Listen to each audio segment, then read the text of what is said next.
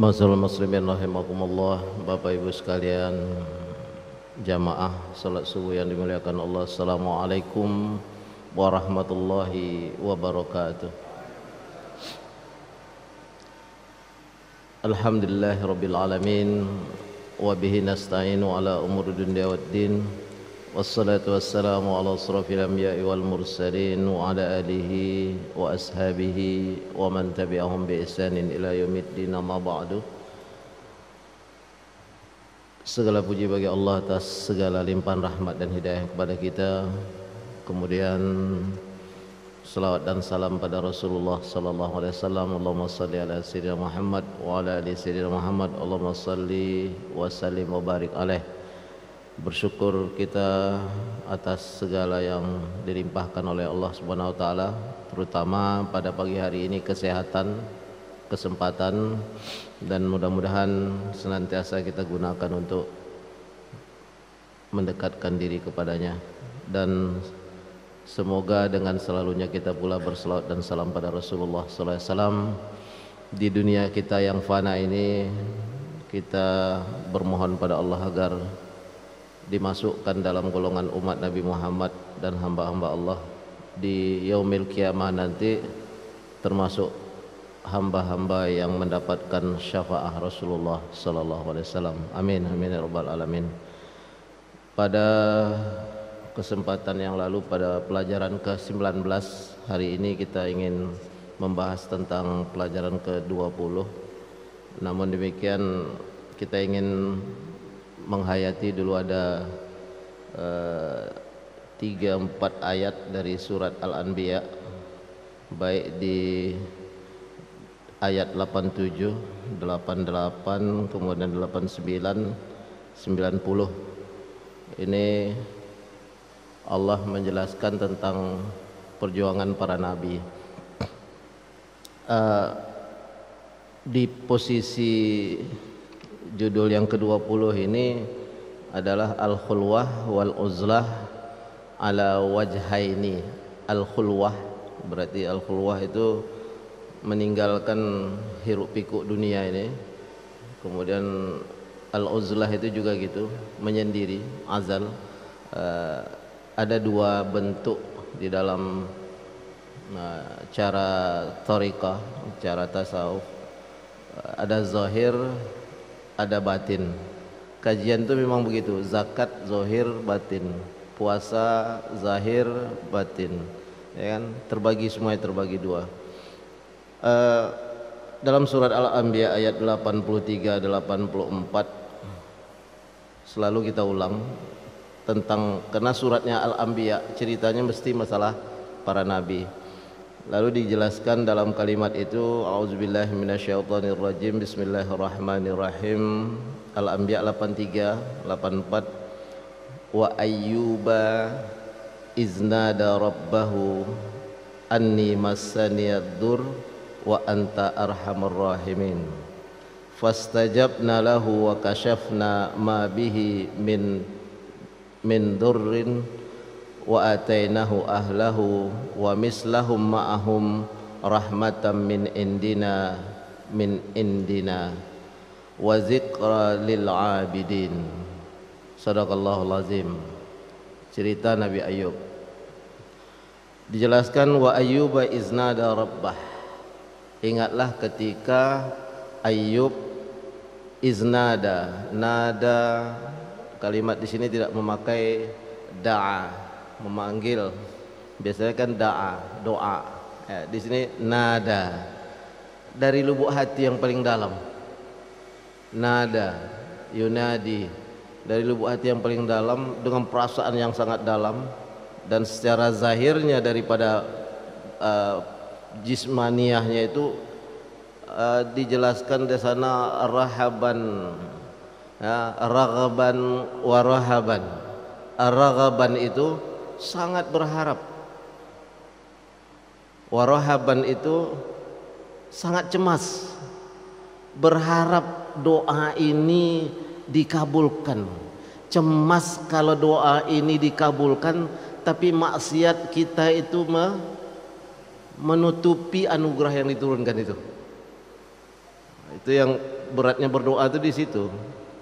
Jadi kalau kita bertanya, kenapa kok telat Allah nih memberikan apa yang aku minta? Kita jangan melihat ke Allahnya saja, lihat kepada diri sendiri, ya kan?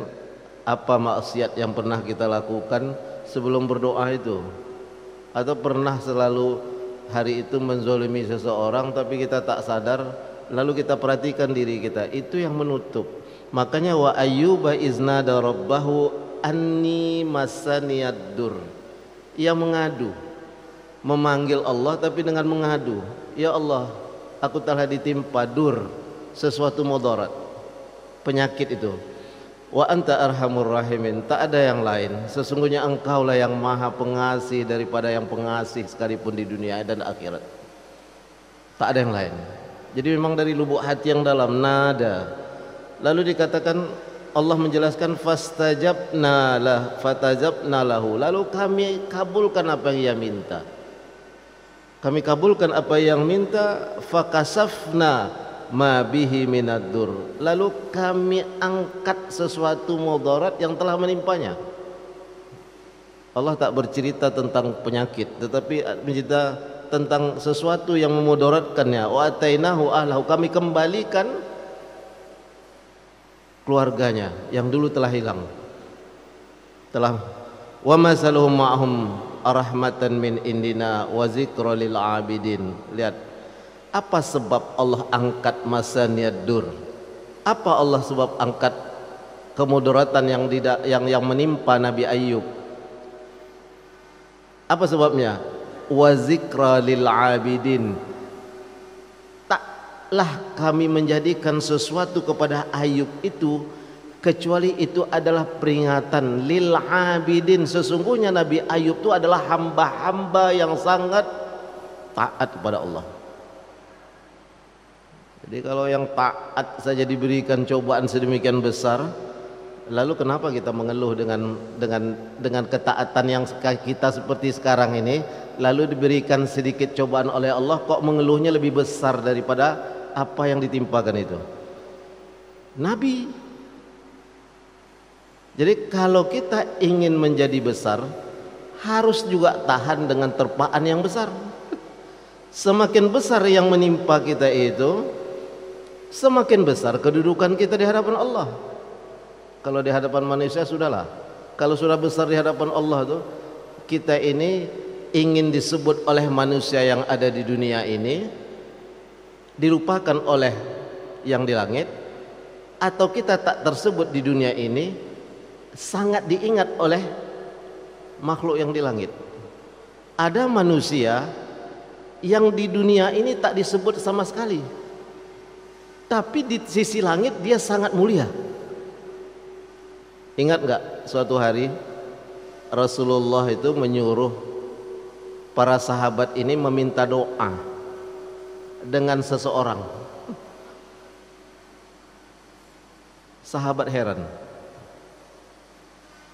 siapa manusia ini?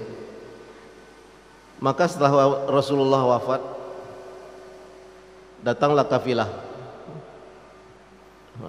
dari Yaman, kafilah, dan di dalam kafilah ini ada seseorang yang disebut oleh Rasulullah itu. Maka ketika itu para sahabat menanyakan kepada kafilah, kenalkah engkau dengan si fulan? Tak ada yang kenal. Mereka heran, kenapa khalifah menanyakan Uwais?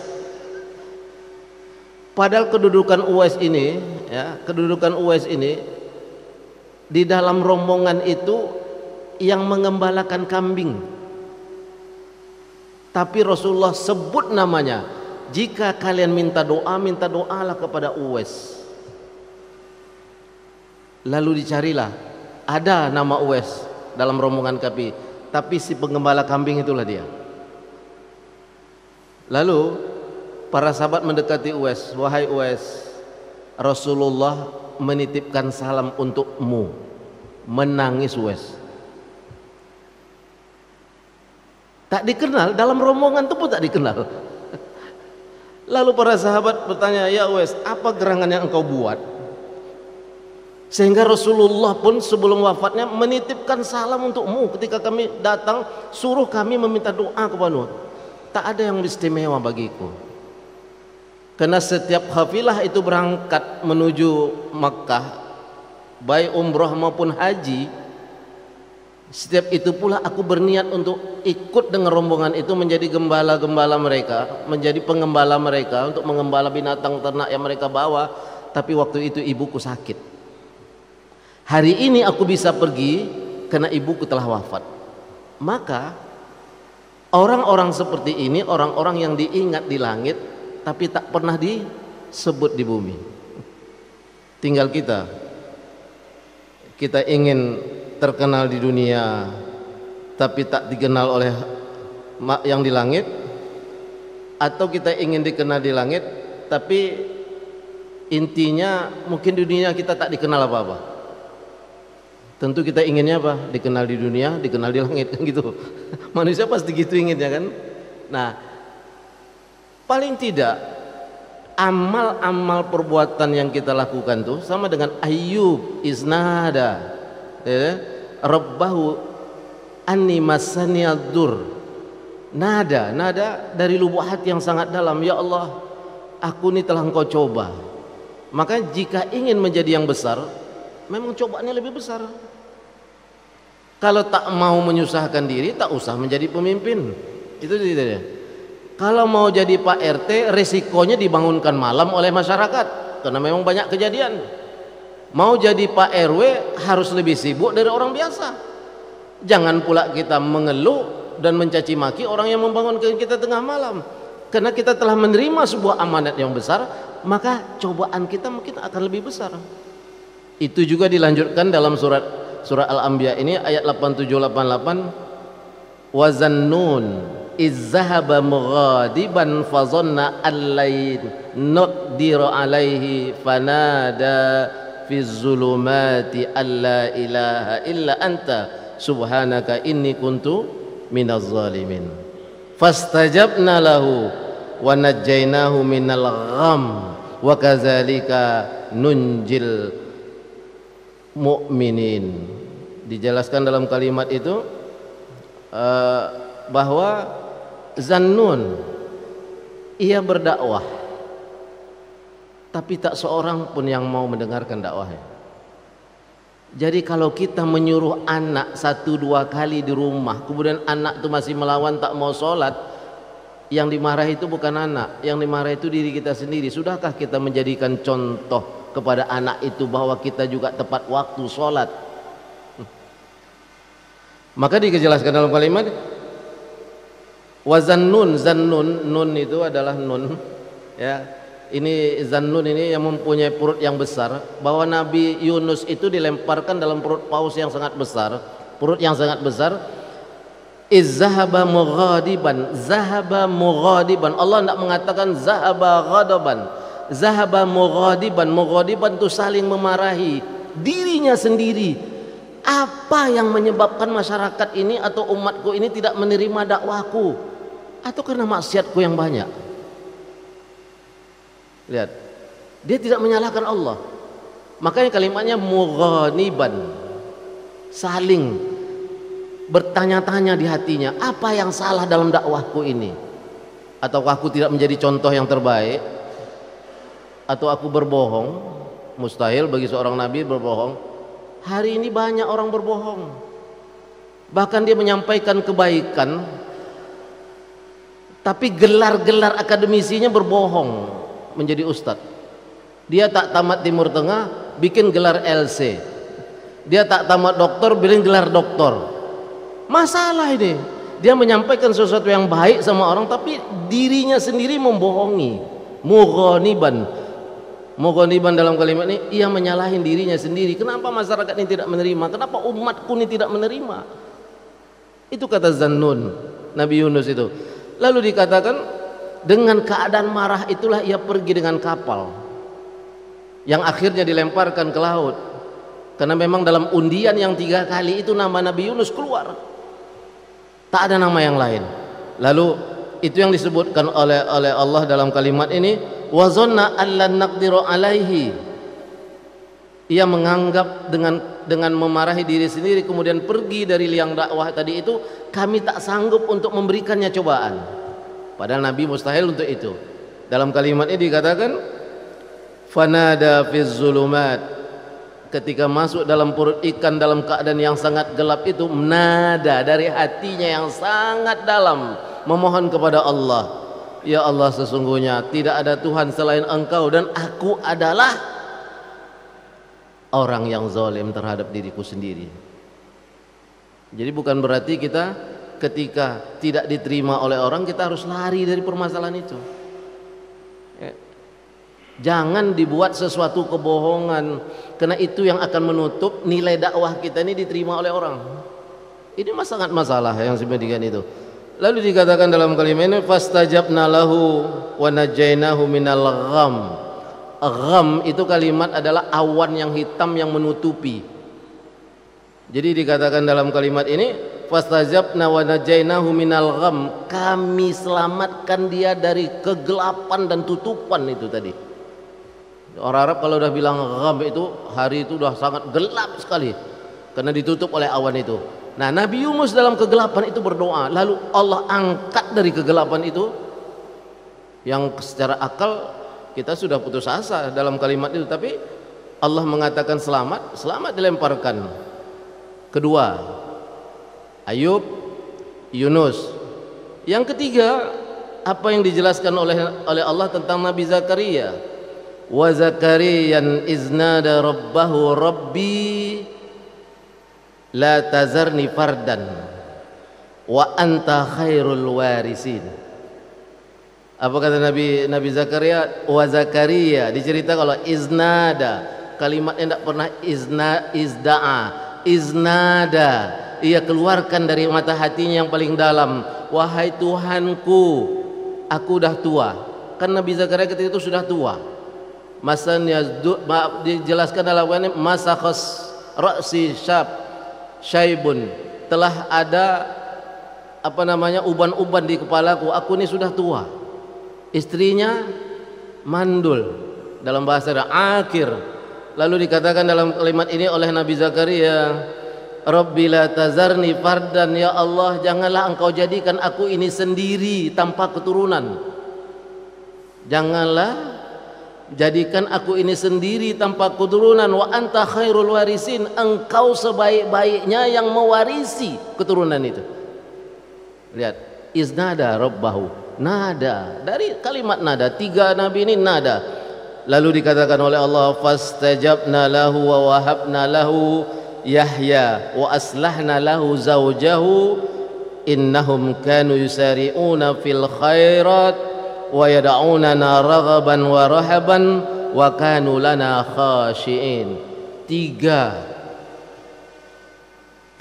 tata cara Nabi Zakaria itu untuk bisa diterima oleh Allah doanya. Fastajabna lahu, kami jawab doanya itu, kata Allah. Wa wahabna, kami anugerahkan baginya Yahya sebagai anak.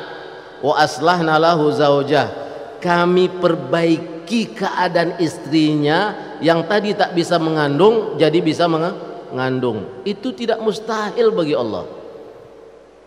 Maka dikatakan dalam kalimat ini innahum kanu, lihat, innahum kanu yusari'una fil khairat. Syarat istajabah, syarat doa Nabi Zakaria ini diterima oleh Allah, pertama yusari'una fil khairat, bersegera membuat kebaikan. Lihat itu. Jadi kita jangan bosan membuat kebaikan, walaupun orang yang kita baiki itu menjadi musuh kita, tidak ada masalah, karena itu semuanya adalah Allah. Siapa yang bisa memperbaiki yang keadaan mandul ini? Allah. Kami perbaiki keadaan rahim istrinya, maka ia mengandung dalam umur yang sangat tua.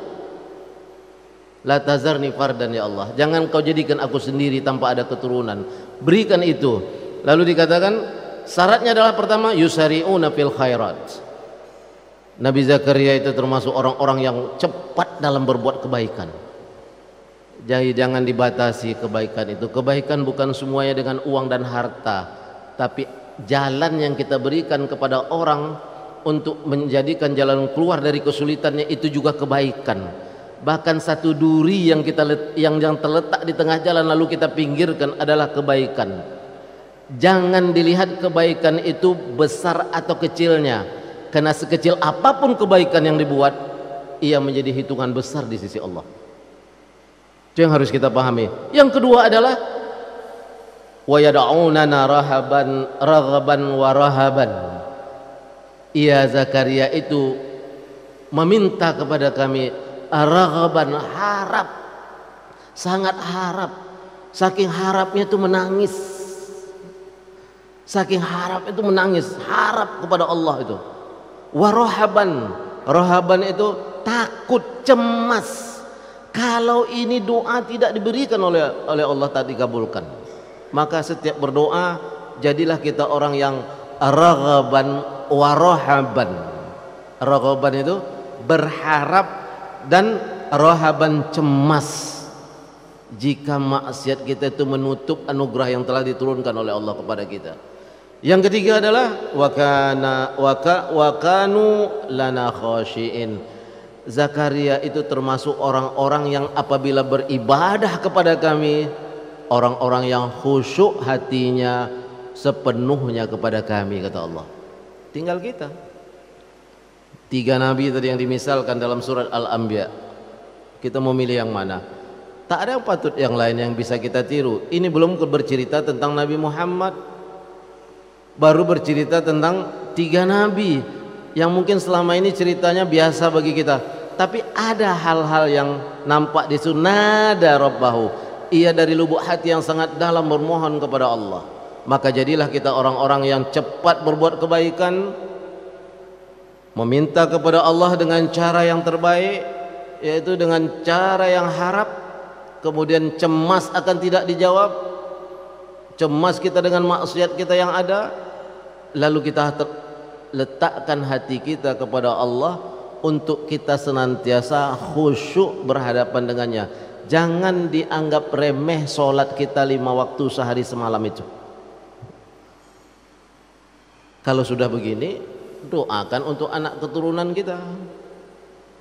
Mudah-mudahan Allah memberikan fastajabna, Allah memberikan jawaban bagi apa yang kita doakan ke atas. Jangan selalu menyalahkan anak kalau kita tidak pernah memberikan suri teladan yang terbaik di tengah-tengah keluarga. Itu yang pertama sebelum kita masuk ke bab yang ke-20 ini. Lalu kita masuk ke bab yang 20. Fal khulwah wal uzlah an wajhain. Khulwah, uzlah hampir sama kalimat, menyendiri, meninggalkan hiruk pikuk dunia itu untuk sementara menatap diri. Mau kemana kita di dunia ini? Itu dia katakan ala wajhain, 2 cara. Pertama zahiran, zahir wa batin, yaitu yang batin. Fal khulwah az-zahirah uzlun nafsihi wa habsi badanihi anin nas li alla yu'azzin nasa bi akhlaqihi zamima bi tarkin nafsil ma'lufatiha wa habsi hawasiha az-zahira li fathil khawasil batina bani bi niyyatil ikhlas wal mautu bil iradati wa dukhulil qabri. Yakunu niyyah fi zalika ridha Allah taala wa daf'u syarrin nafsi 'alal muslimin kama qala Rasulullah sallallahu alaihi wasallam al muslimu man salimal muslimuna min lisanihi wa yadihi. Hadis riwayat Al-Bukhari fi sahihi. Apa yang dimaksud di sini? Khulwah secara zahira uzlun nafsi. Uzlun nafsi, kita tetap bergaul dengan manusia dan kerabat kita dan sahabat-sahabat kita, wa habsil badani minan nas, tapi kita menahan diri untuk tidak menyakitinya baik secara zahir maupun secara batin, baik secara anggota tubuh maupun secara lisan. Menyakiti secara batin atau menyakiti secara zahir, itu dilepaskan. Biniyatil ikhlas, dengan niat yang ikhlas kepada Allah bahwa kita tak lama lagi akan masuk ke dalam kubur atas apa yang kita lakukan. Itu dia maksudnya. Jadi secara zahir adalah tetap kita bersama, tapi menguzlahkan diri untuk tidak menyakiti orang-orang yang kita pergauli, untuk tidak menyakiti batinnya, tidak juga menyakiti badannya dalam kita bergaul, dan tidak juga menyakiti hatinya dalam kita berucap. Berat, dipikirkan berat. Masa orang sudah memarahi kita nggak balas, Ustaz? Itu persoalannya kan. Orang dah nipu kita, ya kita tipu lagi gitu kan. Itu kan biasanya kan begitu kalau dalam kehidupan. Ini sudah kita ditipu, sudah kita berbaik sama dia ditipu, ini perlu ada pembalasan ya. Dendam dalam agama itu tak boleh. Tapi tak tahu lah, boleh nggak membalas? Ini dia. Makanya dalam kalimat ini al-muslimu, Rasulullah SAW bersabda, seorang muslim itu man salimal muslimu, barang siapa yang selamat dari muslim yang lain, baik secara lisan maupun secara tangan, tidak menyakiti secara fisik dan tidak menyakiti secara batin. Kadang kebiasaan-kebiasaan juga, saya juga tidak orang yang piawai juga menjaga ini. Kadang-kadang kalimat itu nyakiti saudara kita juga kan. Nah jangan salah, doa yang tadi kita minta kepada Allah itu tertutup dengan kalimat lisan kita yang sedikit itu ya. Kenapa manusia ini sudah kita dakwahi tak mau ngikut? Boleh jadi kita dengan lisan kita itu telah berbohong kepada mereka ya. Tak ada dasarnya kita ceramahi juga itu, kita suruh juga dia mengikuti itu. Ini juga persoalan-persoalan dalam dakwah yang tanpa disadari. Sekarang kan yang penting bagaimana tenar, ya kan? Subscribe-nya itu banyak di YouTube. Tapi bagaimana kita bisa mengetuk mata hati orang tuh dengan diri kita, bahwa apa yang kita sampaikan itu jangan membohongi. Kita harus ukur. Jika orang itu yang membohongi kita di mana? Kan itu biasanya ukurannya. Makanya al-muslimu man salimal muslimuna min lisani wa yadihi wa kafu lisani amma la ya'ni, kama qala Rasulullah sallallahu alaihi wasallam. Dalam kalimat yang lain Rasulullah bersabda, salamatul insan min kibalil lisan, keselamatan manusia itu berada pada pengukapan lidahnya. Bahkan dalam kalimat hikmah bahasa Arab dikatakan al-lisanu yanfuzu ma la tanfuzul ibar, sesungguhnya lidah itu menusuk sesuatu yang tak tertusuk, yang tak dapat ditusuk oleh jarum. Jarum itu fisik aja banyak, ya kan, fisik aja. Tapi kalau lidah batin, makanya salamatul insan min kibalil lisan, keselamatan manusia itu dari arah lidahnya. Kenapa? Karena al-lisanu yanfuzu ma la tanfuzul ibar, sesungguhnya lidah itu menusuk sesuatu yang tak tertusuk oleh jarum. Lalu dikatakan juga dalam kalimat ini, al-ainani tazniyani al-hadis yahsulu min kulli zana man hazil a'dha'i syahsin qabihun fi suratin khabisa wa yaqumu ma'ahu yaumul qiyamah. Sama dengan kita menyinggung kemarin tentang bulan Rajab. Bulan haram ini kan pada tidaknya awalnya adalah tidak boleh memperbanyak pekerjaan-pekerjaan yang salah di bulan haram, karena keburukan yang kita lakukan akan berlipat ganjarannya, balasannya.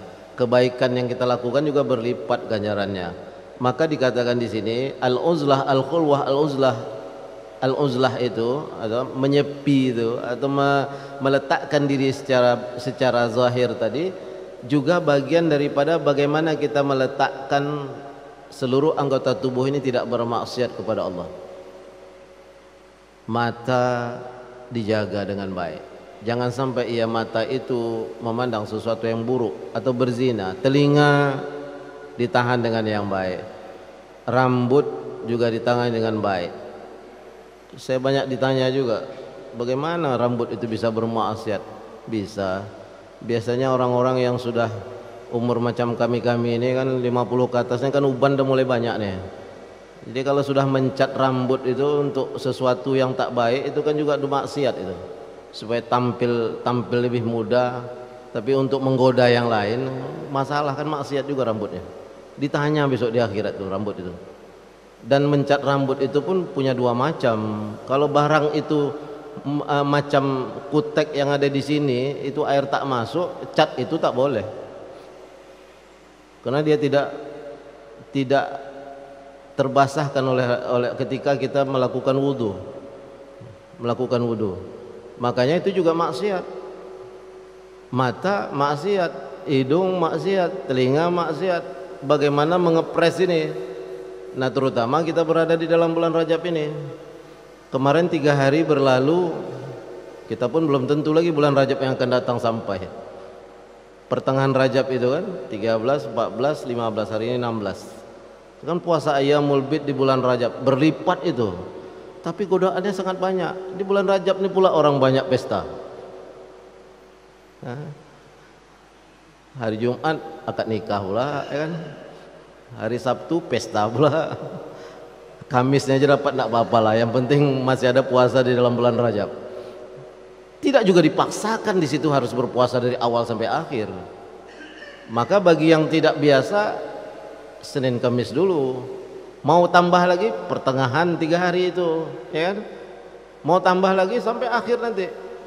Jadi persoalannya adalah sebagaimana yang telah kita sering mendengarkan penjelasan, segala perbuatan-perbuatan yang kita lakukan sebelumnya itu adalah suatu kebaikan.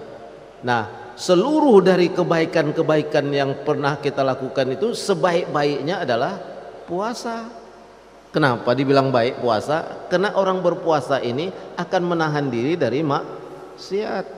Bercakapnya ditahan, mendengarnya ditahan, melangkah kakinya pun ditahan. Maka kita jadikanlah diri kita ini beramal yang paling baik di dalam bulan haram ini, apalagi bulan Rajab ini, dengan berpuasa. Itu saja sebenarnya bagiannya yang menjelaskan tentang bulan haram. Tapi jangan dilupakan pula, setelah bulan Syawal nanti ada Zulqa'dah, Zulhijjah, Muharram, itu juga bulan haram.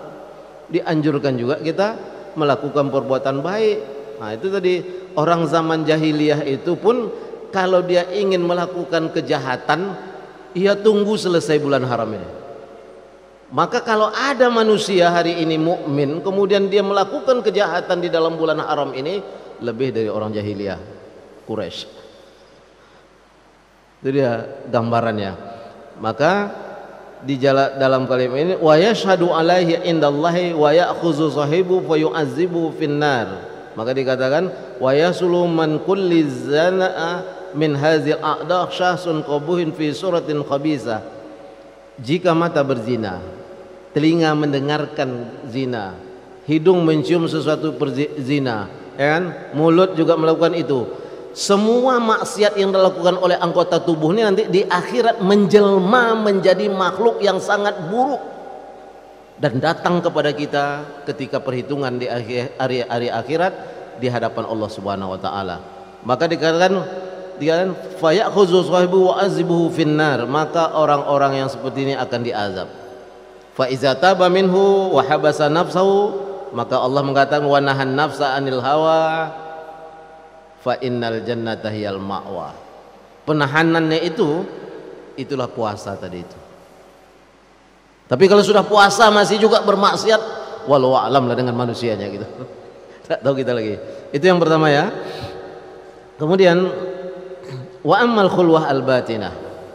Tadi khulwah, uzlah, penyendirian diri dalam secara badan, secara jismani, zahir. Sekarang secara batin. Alla yudkhilu fi qalbihi min tafakkuratin nafsaniyah syaitaniyah mislu mahabbatul ma'qulat wal mashrubat mislu mahabbatul ahli wal iyal mislu mahabbatil hayawanat war riya was sum'a wasyuhra. Rasulullah sallallahu alaihi wasallam bersabda asyuhra afatun wa kullu yatamannaha wal khumul wa rahatun wa kullu yatawaqqaha. Dijelaskan dalam kalimat ini, sedangkan khulwah secara batin itu alla yudkhilu fi qalbi, jangan ia masukkan ke dalam dirinya min tafakkuratin nafsaniyah, dari pemikiran-pemikiran hawa nafsu asyaitaniyah, hawa nafsu setan. Contoh, nah, ini payah Ustaz Fajri menyampaikan. Mahabbatul ma'kulat, terlalu cinta dengan suatu makanan, hilangkan. Batin berat.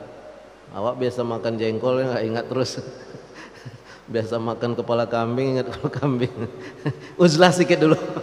Makanan-makanan yang mengasihkan itu. Ini yang berat nih. Waria, ria, hilangkan. Kemudian as-sum'ah, sum'ah itu ingin disebut, ingin didengar sama orang.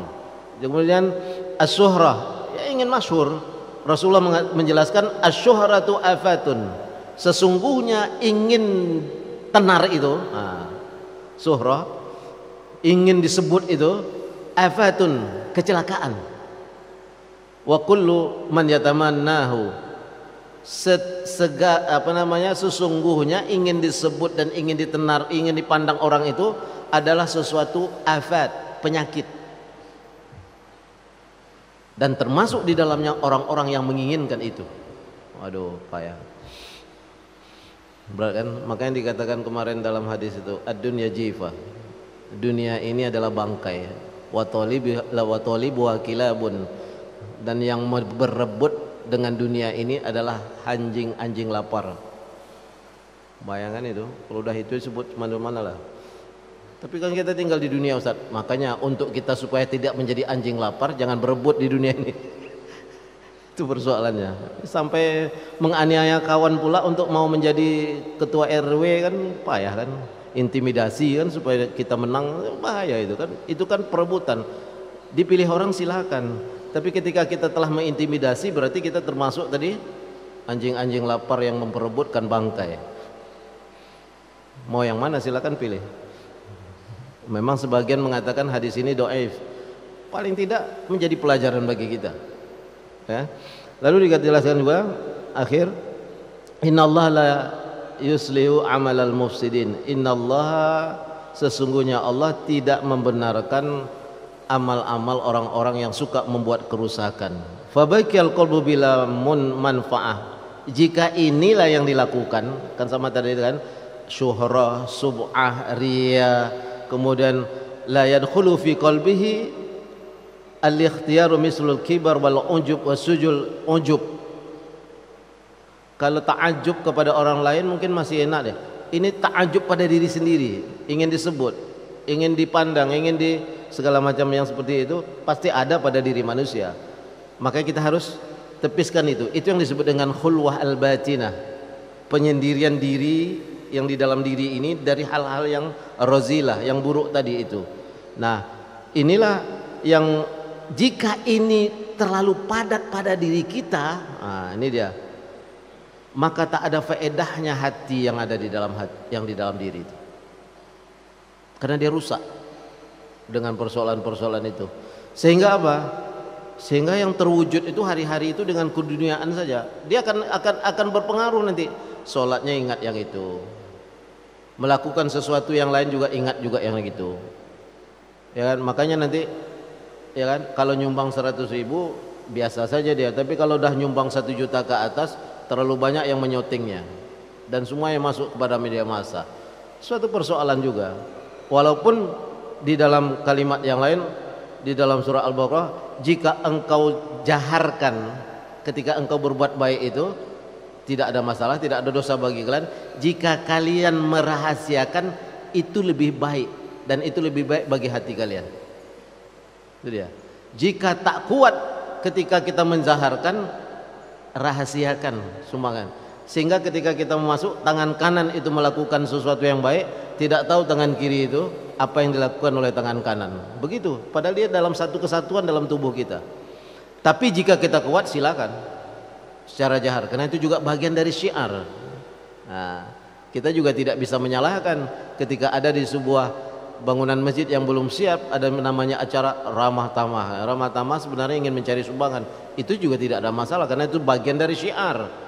Tapi jika itu membuat hati kita rusak, lebih baik kita rahasiakan memberinya.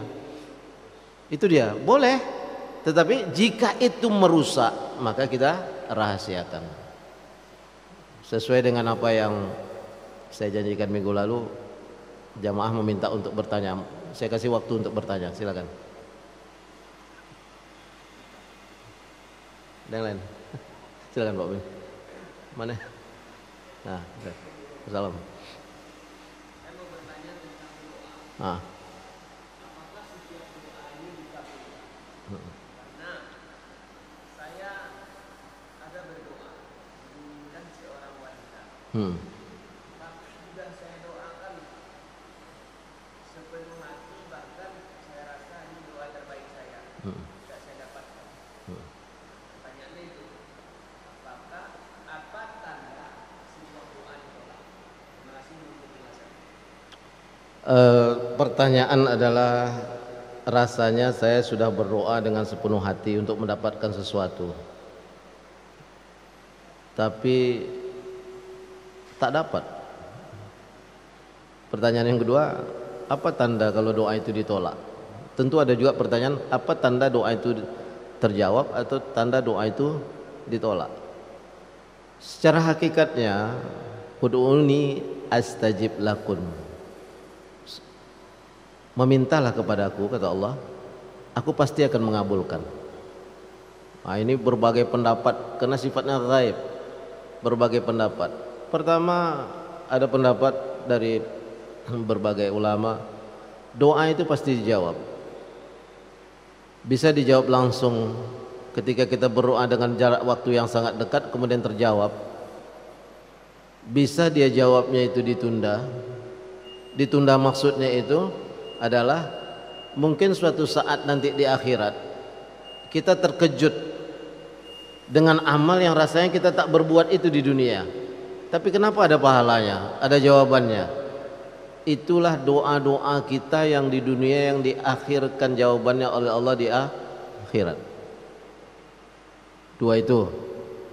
Ada lagi seperti ini, Allah, ini secara definisi kan, ud'uni astajib lakum, memintalah kepadaku, berdoalah kepadaku, aku pasti menjawabnya. Allah pasti menjawab doa kita, tapi ia menjawab yang kita butuhkan, bukan yang kita kehendaki. Paham tak maksudnya? Maksudnya begini, Allah menjawab doa itu tidak semuanya dengan apa yang kita maui, tapi Allah menjawabnya dengan apa yang kita butuhkan. Itu harus ada dalam hati kita. Jadi mungkin doa yang kita ajukan tadi untuk mendapatkan seseorang tadi yang mungkin kita sangat kita cintai, kemudian kita anggap Allah tidak mengabulkan, Allah lebih tahu dengan dia itu siapa, bukan menjadi pasangan kita. Berarti Allah memberikan jalan kepada kita bahwa itu tidak kita butuhkan, dan kita harus berbaik sangka kepada Allah jika juga itu dapat, mungkin sesuatu yang mudorot yang akan datang kepada kita. Nah, itu dia harus seperti itu kita berpersangka. Maka sama Allah nih, bagaimana sangkaan hambanya saja. Ana inda zonni abdi, sesungguhnya aku adalah sebagaimana prasangka hambaku.